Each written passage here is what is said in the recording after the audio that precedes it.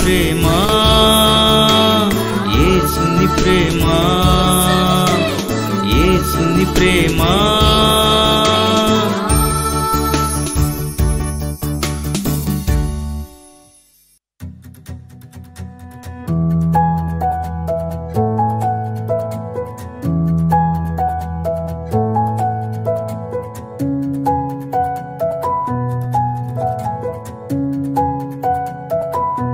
స్తుతి నైవేద్యం.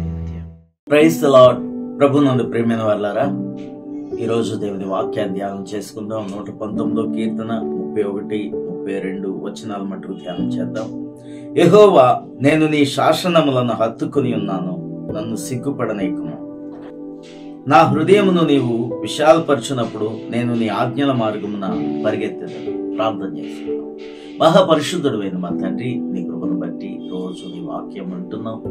ఈ వాక్యాలు వింటున్న ప్రతి బిడ్డలను ప్రత్యేకమైన దీవెనలతో, ప్రత్యేకమైన ఆశీర్వాదాలతో, మంచి ఆరోగ్యాలతో నింపమని నీ కృప వారి మీద ఉంచి ఈ రోజు కూడా వారితో మాట్లాడమని యేసు నామమున ప్రార్థన చేయుచున్నాం తండ్రి. ఆమేన్. ప్రియమైన వారలారా, భక్తుడైన ఈ కీర్తనకారుడు ఏమంటున్నాడంటే, యెహోవా, నీ శాసనములను హత్తుకొని ఉన్నాను. చూసారండి, దేవుని యొక్క శాసనాలట ఈ కీర్తనకారుడు కౌగిలించుకుని ఉన్నాడట. హల్లెలూయా. చూడండి, శాసనాలంటే ఈ భక్తునికి ఎంత ఇష్టమో, దేవుని యొక్క మాట అంటే ఎంత ఇష్టమో, దేవుని ఆజ్ఞలను పాటించడం ఎంత ఇష్టమో, అలాంటి వారంటే దేవునికి ఎంతో ఇష్టం. హల్లెలూయా. చూసారండి, మనము దేవునికి ఇష్టలుగా ఎప్పుడవుతామంటే దేవుని యొక్క వాక్యాన్ని మనం ప్రేమించినప్పుడు, మన జీవితానికి ఆ వాక్యాన్ని అన్వయించుకొని వాక్యంలో మనం జీవించినప్పుడు తప్పకుండా దేవుడు నిన్ను ప్రేమిస్తాడు. హల్లెలూయా. ఆయన ప్రేమను పొందుకోవటం అంటే ఇదేనండి. ఏం చేస్తే ఆయన ప్రేమను పొందుకుంటాము అంటే ఏంటి, మన హార్ట్ అంతా ఆయనకి ఇచ్చేసినా, లేకపోతే మనం ఏవో ఆయన ఊరికనే నోటితో పెదవులతో పొగిడినా ఆయన ఏమి సంతోషించడు. గాని అన్నిటికంటే ఆయన వాక్యాన్ని ప్రేమించేవారంటే, ఆయన వాక్యాన్ని హత్తుకునేవారంటే యేసయ్యకు ఇష్టం. హల్లెలూయా. వాక్యమును శ్రద్ధగా వినండి, వాక్యాన్ని అర్థం చేసుకోండి, వాక్యములో నడవండి, అప్పుడు దేవుడు మిమ్మల్ని ప్రేమిస్తాడు. హల్లెలూయా. ఇక్కడ చూడండి, దేవా, నేను నిన్ను హత్తుకుని ఉన్నాను, నీ శాసనాలను హత్తుకుని ఉన్నాను కాబట్టి నేను సిగ్గుపడను. నన్ను సిగ్గుపడనియవద్దు అంటాడు. నిజంగా అలాంటి వారికి దేవుడు సిగ్గుపరిచే పరిస్థితులు తీసుకొస్తాడండి. అసలు దేవుడి అలాంటి వారిని ఎంతగానో ఉన్నతమైన స్థితికి నడిపిస్తాడు. అలాగే ఆయన వారి జీవితంలో సిగ్గుపడేటట్లుగా చేయడండి.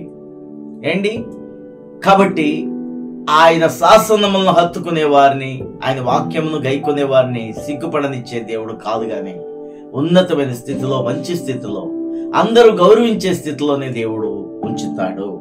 హల్లెలూయా. ఇక్కడ చూడండి 32వ వచనంలో, నా హృదయమును నీ విశాలపరచునప్పుడు నేను నీ ఆజ్ఞల మార్గమున పరిగెత్తెదను. దేవుడి యొక్క ఆజ్ఞల మార్గం, నేనే మార్గం అన్న దేవుడు. ఆయన మార్గం ఏంటంటే ఆయన యొక్క ఆజ్ఞలే ఆయన మార్గం. హల్లెలూయా. ఆజ్ఞలను ప్రక్కన పెట్టి మనము వేరే మార్గంలో నడిస్తే, మనకి ఇష్టానుసారమైన జీవితాన్ని మనం అనుభవిస్తూ నడిస్తే ఆయన మార్గం కాదు. ఆయన మార్గంలో మనము నడవటం కాదు, పరిగెత్తాలి అంటే మన హృదయం అట్ట విశాలపరచబడాలి. హృదయము చాలా విశాలమైంది, కానీ దేవుని మాటలను స్వీకరించడానికి చాలా మంది హృదయాలు సంకుచితంగా ముడుచుకుపోయి ఉంటాయి. ఈ లోకములో ఉండే మాటలను చేర్చుకోవడానికి, ఈ లోకములో ఉండే వాటిని మన హృదయంలో చేర్చుకోవడానికి హృదయము అంత విశాలమైనది ఇంకోటి లేదు.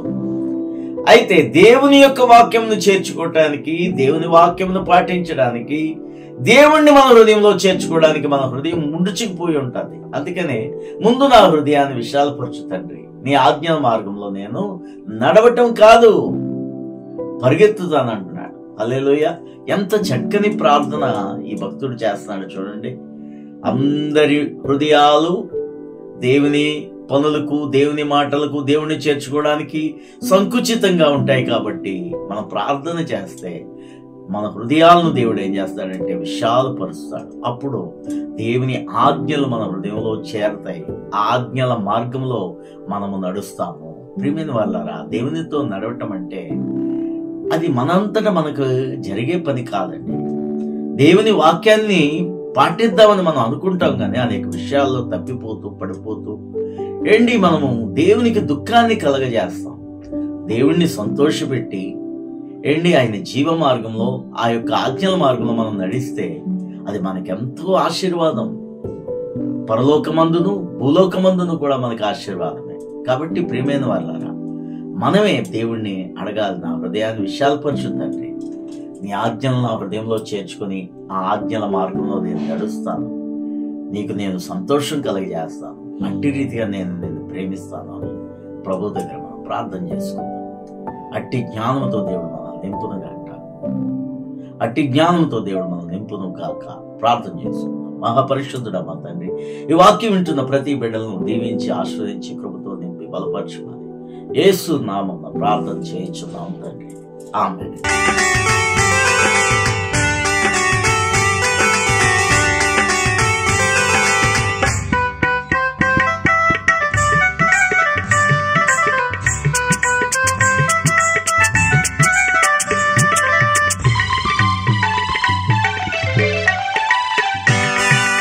రాత్రంతయును శ్రమపడినా గాని ఫలితమేమియు పొందకపోతిని. రాత్రంతయును శ్రమపడినా గాని ఫలితమేమియు పొందకపోతిని. యేసుని మాటకు లోబడినప్పుడు, యేసుని మాటకు లోబడినప్పుడు అధిక విజయమే